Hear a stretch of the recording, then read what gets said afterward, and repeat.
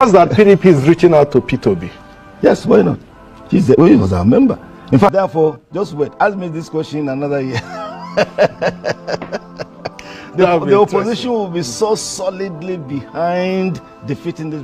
Because, you know, the reality is, and this is not a criticism, it's just the realities. The situation that Nigerians are facing is very, very, and they are crying out for rescue. The economy is harsh, but by any standard, I don't even listen to my wife again when they go to market and that because it's in a mess.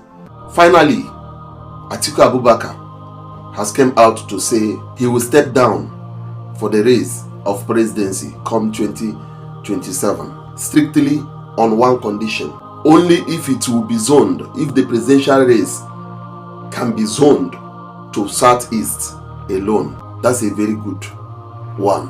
Not because I am an Igbo person, but because at least he has come to the understanding that there is need for him to step down at one point. There is need for him to give way for the change that Nigerians are clamoring for. But there is something I want to ask. What is it about Peter Obi? I don't know if you are reasoning the way I am reasoning, following Nigerian politics of today, following the trend, what is going on in the political space, both in the diaspora and locally. If a politician in Nigeria now is not talking about Peter Obi, he's not talking. It's either you are talking good or you are talking bad about him. The fact is that you are talking about Peter Obi. He is in the picture. There's a saying that when people are not talking about you, either good or bad, you are of no significance. Politicians are talking about discussing Peter Obi as a topic because Peter Obi has a lot to offer. Peter Obi is a standard. You may be thinking, I'm campaigning for Peter Obi because Peter Obi is an Igbo man. No, it is far from that.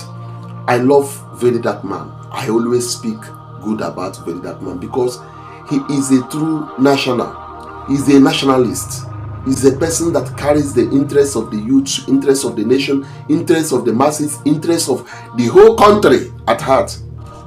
That's why I love Very Dark Man. So in the same vein, I love anyone that is doing good.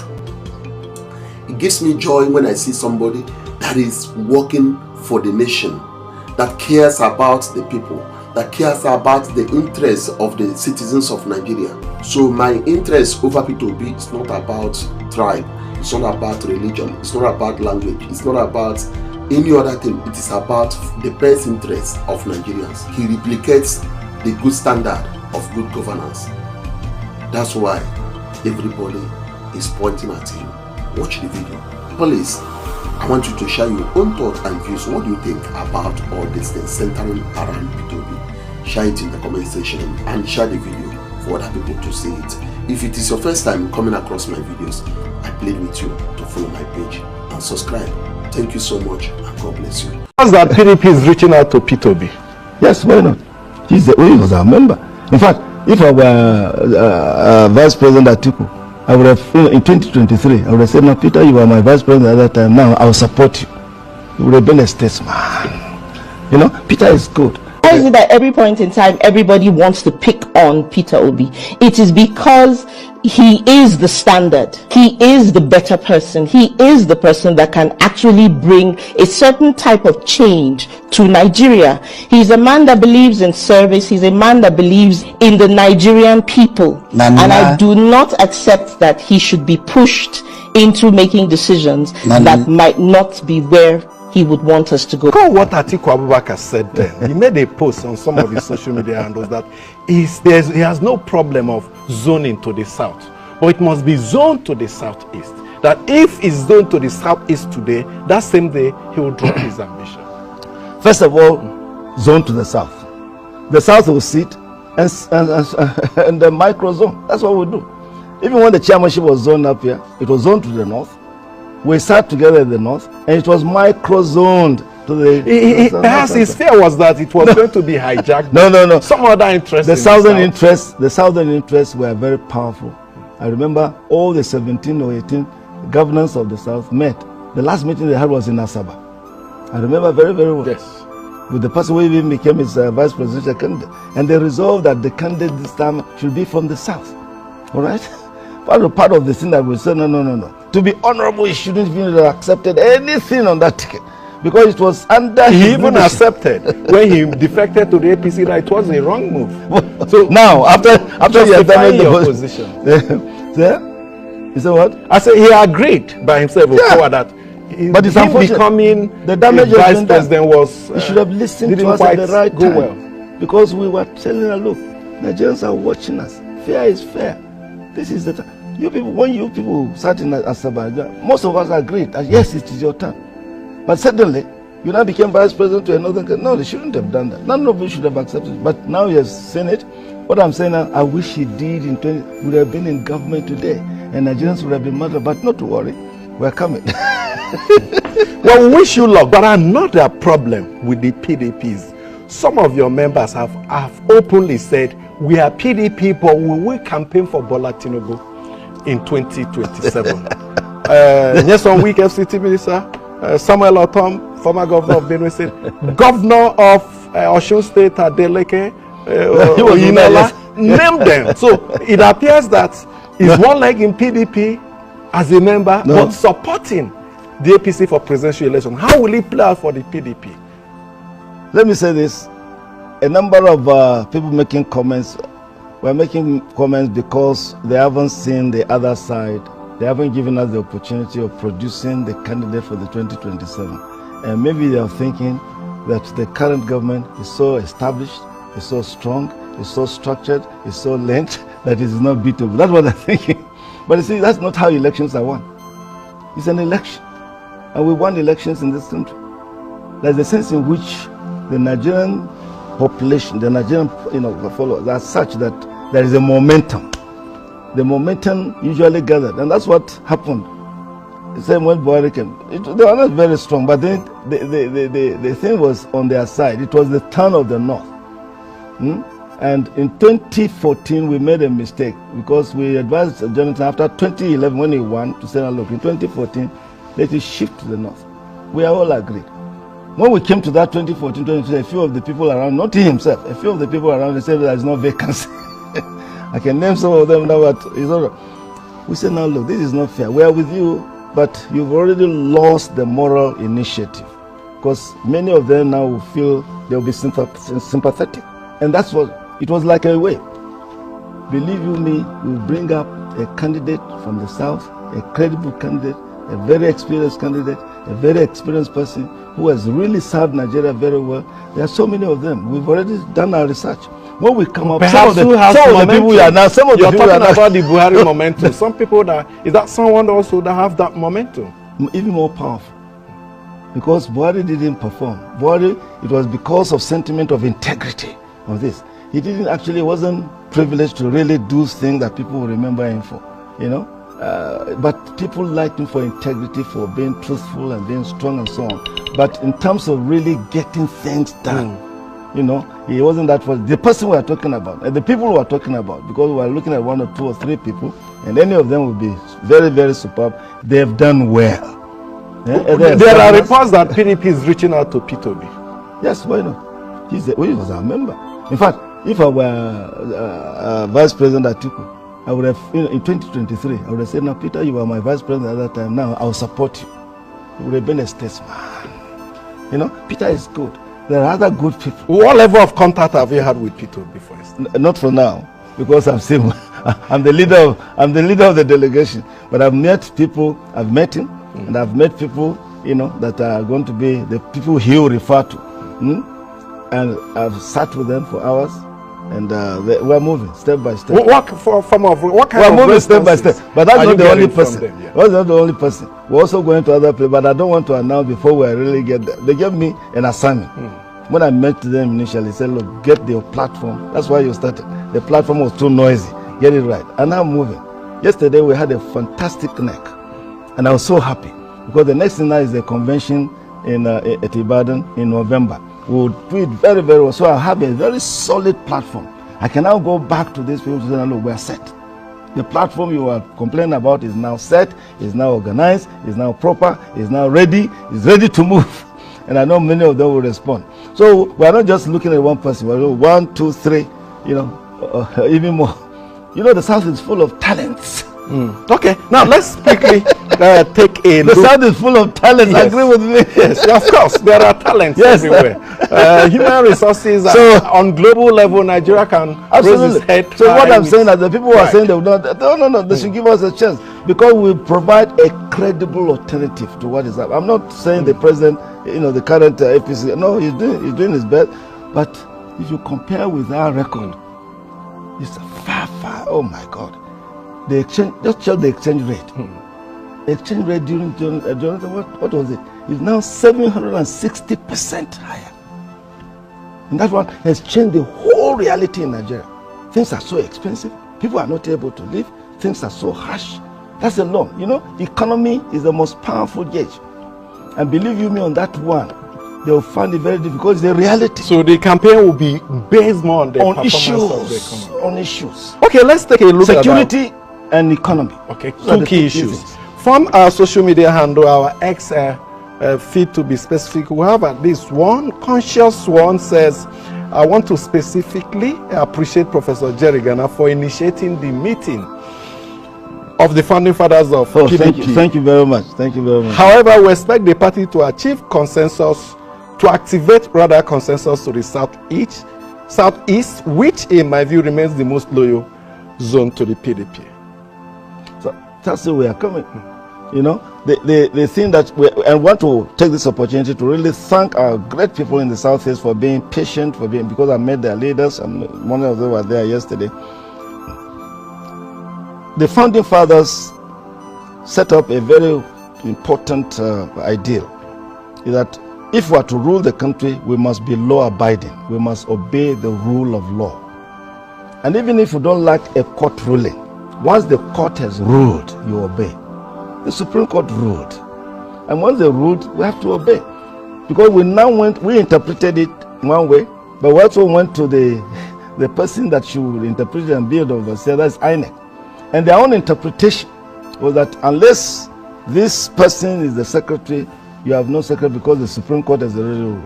And we say, now look, we are now in a tight corner. Because if we don't convene the NEC properly, there'll be no NEC, there'll be no national convention. So we want to assure the South, we can't forget, they've sacrificed tremendously. We're moving on. They will smile. Now, for you to beat an incumbent president in the presidential system in Africa, the first point to achieve is to unite the opposition. Now we have ADC pulling out. 3-horse race, 4-horse race will be to the advantage of the ruling party. 2-horse race enhances the opportunity of the opposition party. Your observation is too early in terms of making a conclusion, because the two sides have not really brought up the candidates yet. You know the candidate of one side, that's APC. They should wait until the PDP brings out the credible alternative candidate. And many of the other parties are talking about, they also line up, because we'll be more beautiful, we'll be more active, we'll be more credible, we'll be more believable, we'll be one because we've done it before. And they'll see it fantastically. And we are so real. Therefore, just wait. Ask me this question in another year. The opposition will be so solidly behind defeating this, because the reality is, and this is not a criticism, it's just the realities. The situation that Nigerians are facing is very, very, and they are crying out for rescue. The economy is harsh, but by any standard, I don't even listen to my wife again when they go to market now, because it's in a mess. And the one that pains me the most, really, is the fact that they are not like we did in our days under Obasanjo. And I thank Obasanjo, I thank Maria Radwa, I thank Goodluck Jonathan, because they implemented the party's position. Stand look, for a developing African country, one of the best ways in which you really develop the economy is to attract foreign direct investments, because the rest of the world have done.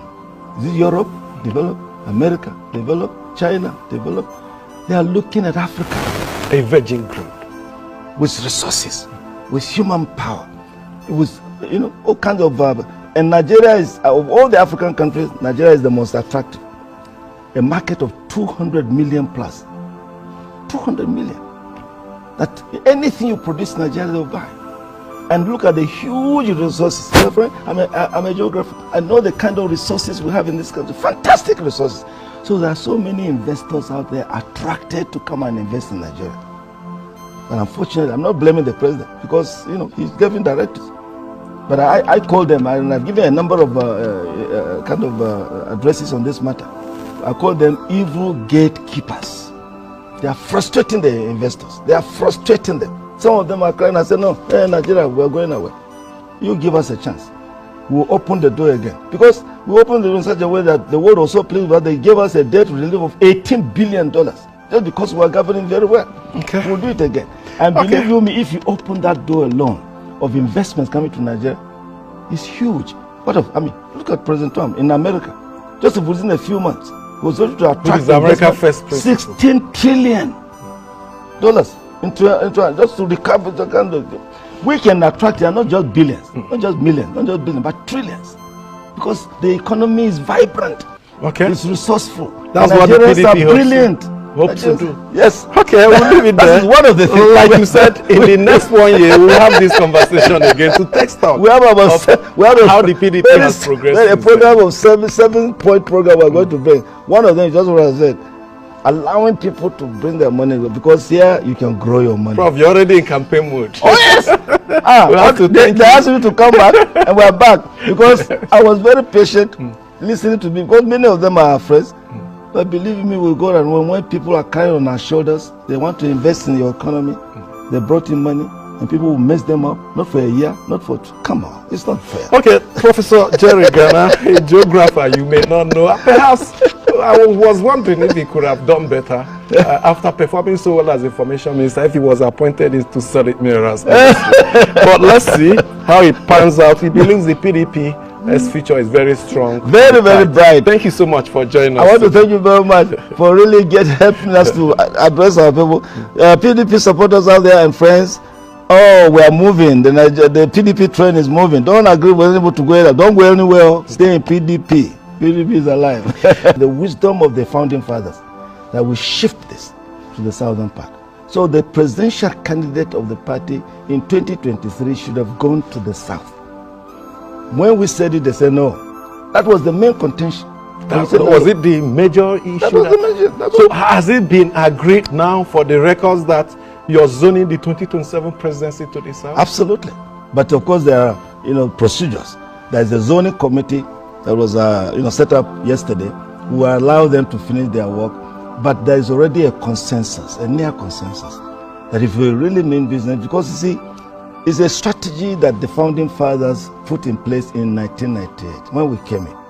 We looked at the whole nation and said, look, the South has been very, very badly treated, and we are brothers, because Abiola won election in June 12, 1993, and it was cancelled. And the southern part was feeling very, very, very good, especially the southwest, but actually the entire south, but especially the southwest. So when we came, we told ourselves from up here, we are brothers. In being democratic, we also should be patriotic nation builders. When you are building a nation, you must have justice, fairness, equity. You have to look after the interests of others. So we advise ourselves that nobody from up here should go for the presidency in 1998. We call that concept power shift. And power shifted. And that's how we resolve the issue of the South was boiling. But after that, we settled. In fact, by 2003 or so, when the elections came up, the whole of although they initially went to AD, you know that they were initially in AD, most of us were, of course, in PDP. But after Obasanjo's 4 years, the whole of the South, except Lagos, and Lagos now transformed and became 2007. So what I'm saying, even those who have gone now, they will soon be back, because they will discover that they are going to join the queue. And in APC, they don't do things democratically as well. Yes, you're in PDP, but most of your members are in ADC. In fact, Atiku Abubakar No, don't say most of our members. Some of our members. Oh, I mean, those that constituted the APC, mainly from APC and PDP. Yeah, maybe they've gone back to APC. Now, a lot of people said that Atiku Abubakar was the problem, and he insisted on running in 2003 against the spirit of zoning. Now he has resigned from the party. What will it mean for? If you ask many of our members, they'll say we're quietly answered prayer. Because really, there's absolutely nothing else we have done to show that we are brothers with Vice President Atiku. He left in 2014 to go and form the APC with other people. He was back to us before to end. He requested for the ticket of the party. 2019, you remember who was our candidate? He was the candidate. He didn't have it. In 2023, we said, now look. No, he was a candidate in 2019. Yeah, that's why we gave him. That's why I said people were so nice to him. And in 2023, we then said, he honored me. I called a meeting in my house, being one of the founding fathers that most of them respect. Because most of the other founding fathers, Dr. Ekweme, Chief Solomon La, Elijah Adamochiroma, Elijah Bakarimi, so many have all gone. So many of them still respect because of the voice and the secretary of the founding man. I called him, he came. And I called Governor Wike then in Port Harcourt. And to be fair to both of them, they honored me. They came to my small house. And I requested, I said, look, Nigerians expect the PDP to win this election. Because to be fair, in the 8 years of, well, he's passed on now, we don't want to say, not much was happening. Nigerians were expecting the vibrancy of the PDP. So let's resolve this matter so that we win this election and we'll be in government.